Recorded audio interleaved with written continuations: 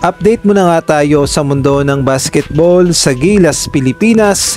Latest update sa Gilas, biyaheng Kingdom of Saudi Arabia na at ang Gilas Pilipinas Final 12 inilabas na. At eto nga si Justin Brownlee nag-viral dahil sa kanyang ginawa. Ngunit bago nga tayo magpatuloy, huwag kalimutang mag-like, mag-subscribe, pakipindot na rin ang notification bell para updated ka sa susunod kong i-upload. Pakipollow na rin ang aking Facebook page na Pinoy Viral Sports Official. Maraming salamat.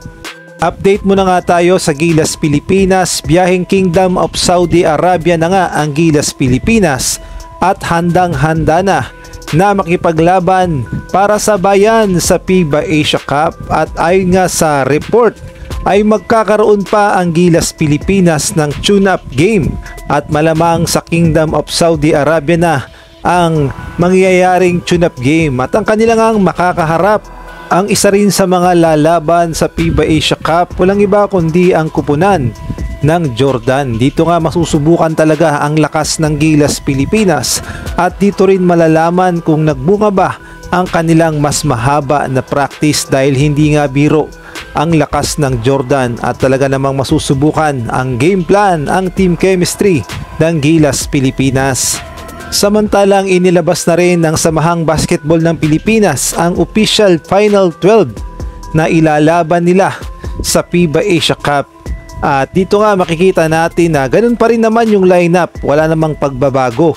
Kasama pa rin sa Final 12 syempre itong si Justin Brownlee, Calvin Optana, Junmar Pajardo, CJ Perez, Scottie Thompson, Japet Aguilar, Jamie Malonzo, Chris Newsome, Dwight Ramos, AJ Edu, Carl Tamayo at itong si Kevin Kembao.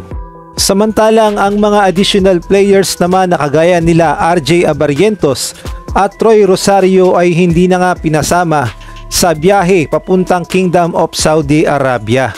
At kahit na nga injured itong si Calvin Optana dahil ayon nga sa report ay nagkaroon ito ng ankle sprain, ngunit sinama pa rin sa lineup sa Final 12.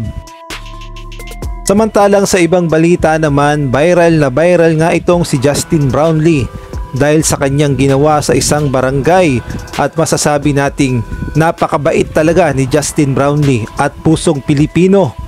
At ibang-iba talaga ang kanyang ugali kumpara naman sa ibang import. Pinuntahan kasi ni Justin Brownlee ang isang barangay na sinalanta ng bagyo at doon nga ay nagpakain itong si Noy P. At talaga namang tuwan-tuwa ang mga tao dyan, kaya naman panuorin natin ang video.